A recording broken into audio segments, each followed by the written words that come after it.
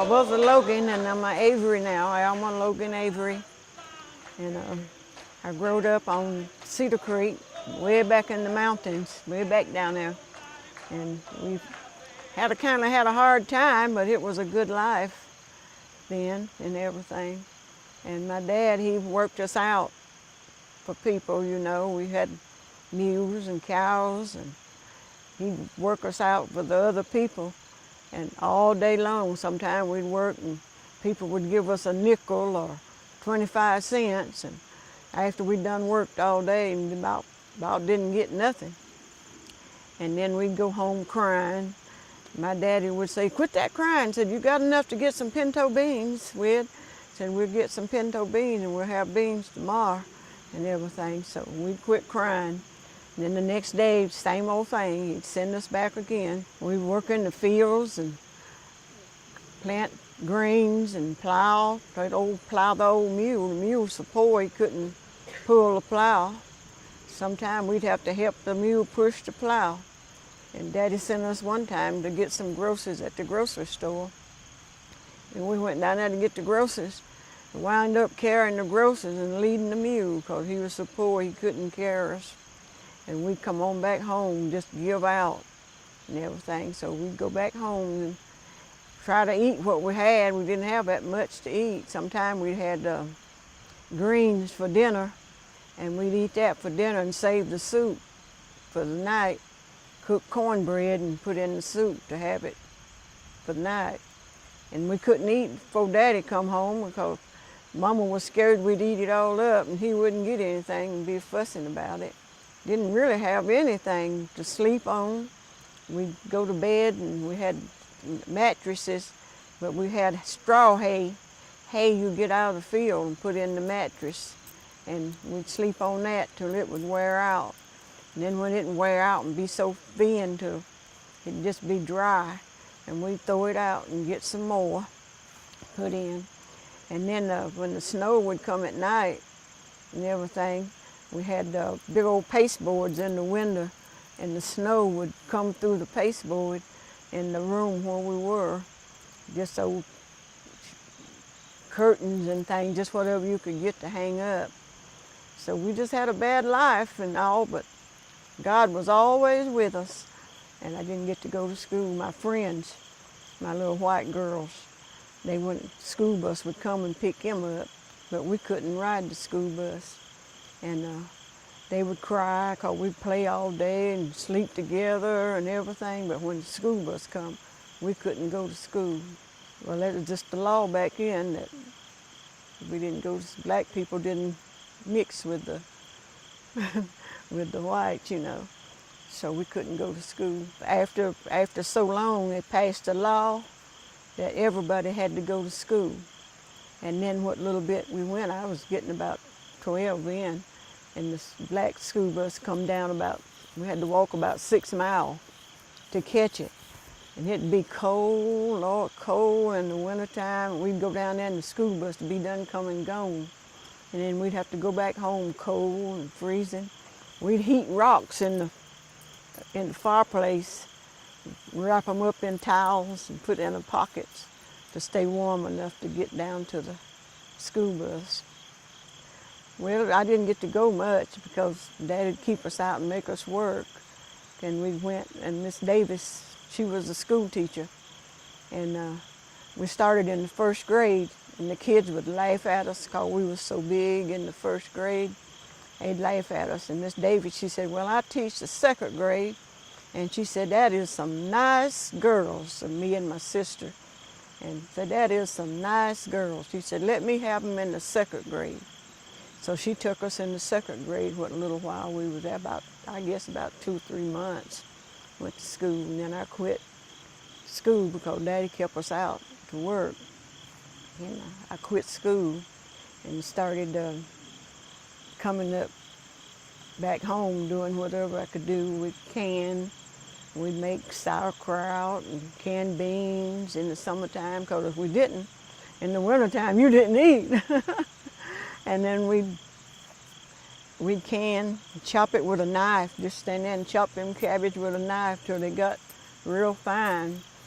We canned green beans and made tomato soup and jellies and jams, just whatever was coming along. We made it. I'm still making it too. I've been selling it now for, I guess, about 30 years since I retired from the plant. I been selling it. My daddy, he was pretty rough. Now he put the lead on you. If he tell you to go out and do something and you didn't do it, you got a busting. And we'd take a switch, he'd make us go and get our own switch to whip us with. And we'd take a knife and trim around it. So when he'd draw back to hit us, it'd break. And then we'd get a double whipping.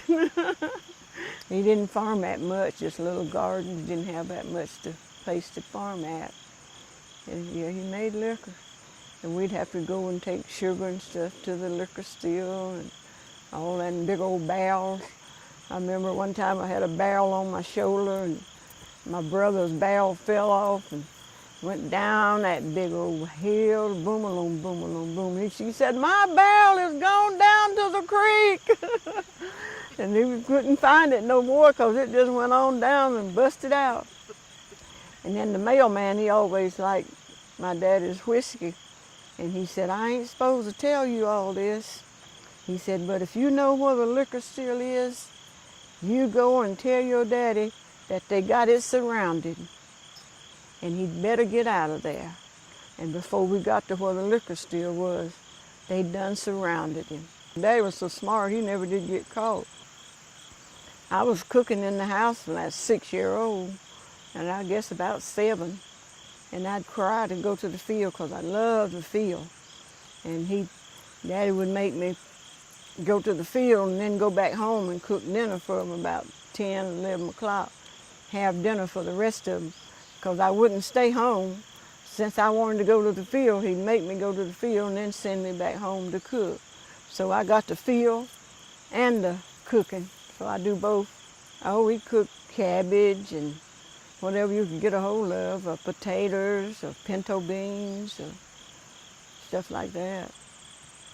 Just for a cold or something like that, or we'd have a bone set and just boil it real good, and it'd be real black and tasty, but it would clear it up. Rabbit tobacco, lion's tongue, stuff like that. Boil it and drink it. And it was good. It would really work. Sometimes it worked now. Sometimes I'd go to the doctor and stuff, and it don't do it.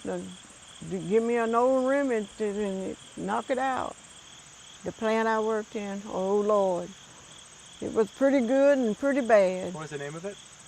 Alton Box. It was Alton Box, textile paper plant, and Jefferson Smurfix. I went through three things. So where was it located? Over at Mountain Home. Al Worley. I would hire people. They'd come in there, they didn't know I couldn't read. The supervisor would say, "I gotta go off and I want you to take over while I'm gone." I said, "I can't read." I'd been there about 5 years. He said, "You can't read?" He said, "You wouldn't lie to me, would you?" I said, "No, I can't read." He said, "Well, if you can't read, you give me your knowledge and I'll give you my education." He said, "You take this paper and you do whatever you do."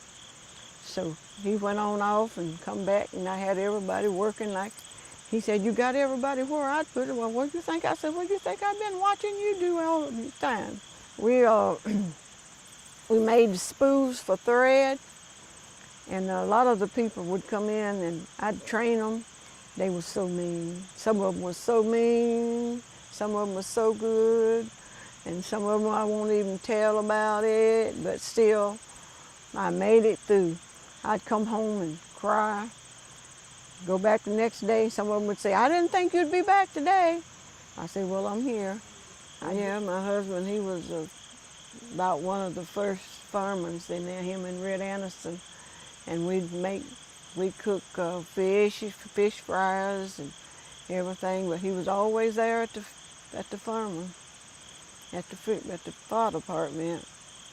They'd go to the creek and get it, fill up the fire trucks. Yeah, they had his funeral. They had about 5 fire trucks come from Hendersonville.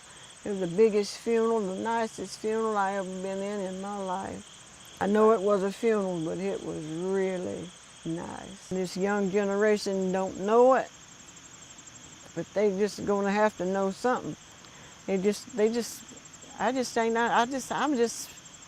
really sad for this young generation if something was to happen and they had to really live.